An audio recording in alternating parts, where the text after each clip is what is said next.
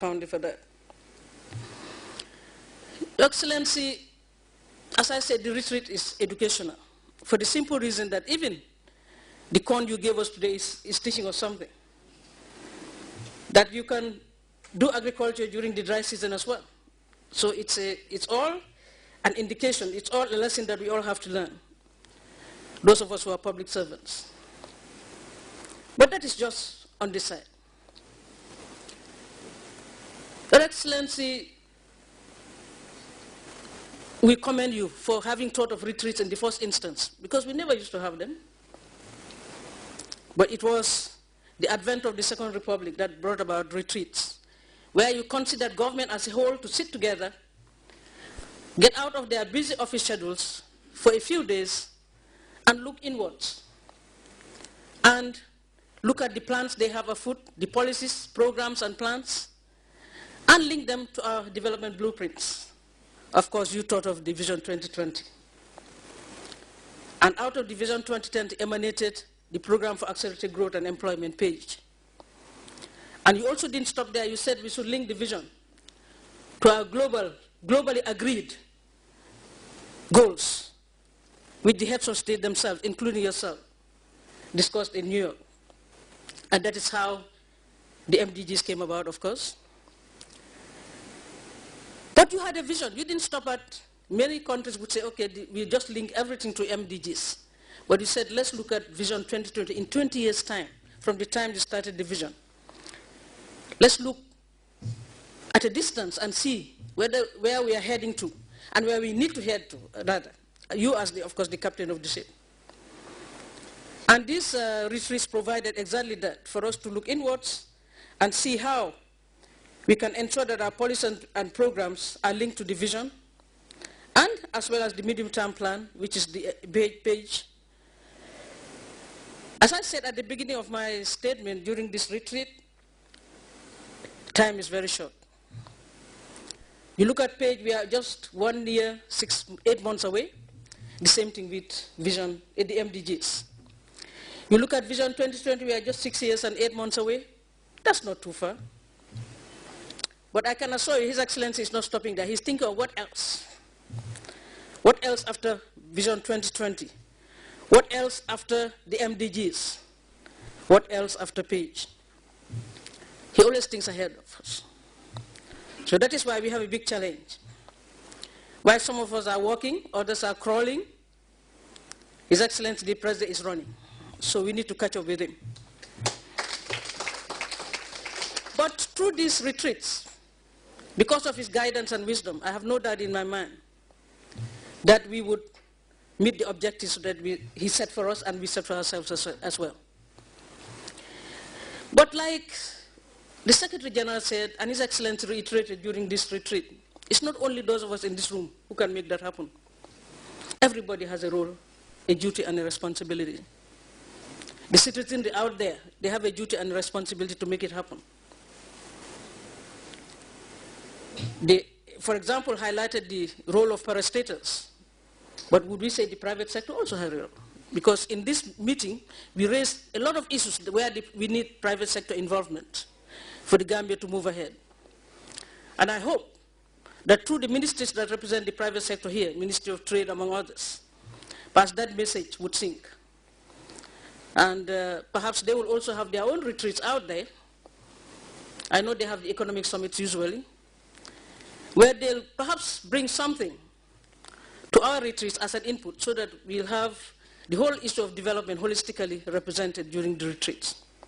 And I think we commend His Excellency the President for that thought. Yes, it's 4 days. We've come up with recommendations. We've highlighted challenges on how to address them as well. Now, when we leave this room, it's work head on. Time is of the essence. We don't have much time. I can tell you that. But I have no doubt in my mind, because as I said, I've learned from the other 6 retreats, and this 7th one being richer, that most of the time we know that we are coming back to give account, and as a result, we have been very good at implementation, more than ever before. So I have no doubt in my mind that when we meet here again, during our 8th retreat, we'll have something positive to report on. So, Your Excellency, in conclusion, I want to take this opportunity once again to thank you for your usual guidance, for your wisdom, not only that, generosity and benevolence, because you've made us be in a very enabling environment by the food being provided, by the lodging being provided, of course, making us at ease through the jokes and a host of things that we enjoy together, so that we see the other side of the president, as he always says. Because a president is not only there as a serious person trying to work every day on issues of development and leading us on, but he has the humanistic side. And I think all of us saw it once in a while, joking with everyone, irrespective of your position. Whether you're a permanent secretary, whether you are a security person, it doesn't matter who you are. And the president sees all of us as one family. That's how he sees us. He doesn't see these ones being ahead of the other ones. He sees this. Cabinet ministers have to work with senior government officials to realize the objectives we set for ourselves. We cannot all operate separately. We have to work together as a team. That is what the president has been saying. And I think we are beginning to see that happen, because he treats all of us equally.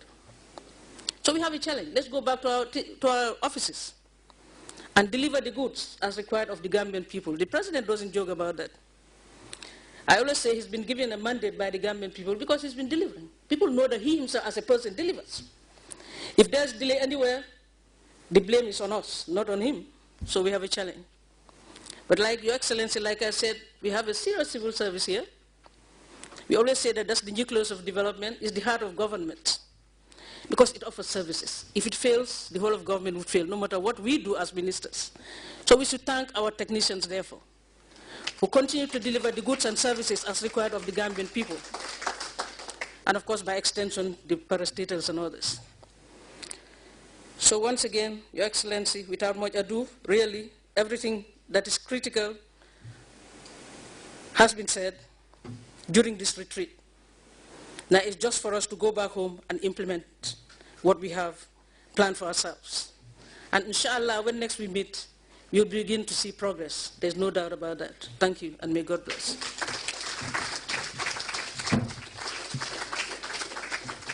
Now I want to call on Honorable Fatula Minfai to deliver the vote of thanks on behalf of Cabinet.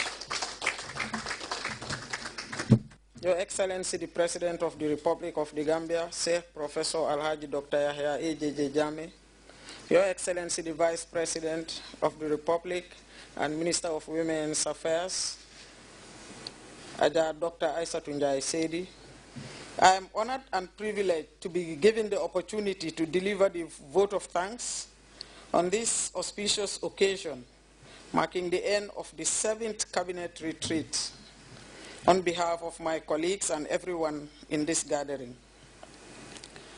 Let me begin by thanking the Almighty Allah for letting us go through our 7th Cabinet retreat. During the last 4 days, we had listened to very rich presentations from each of the sectors and have had discussions on achievements registered, challenges faced, and the way forward.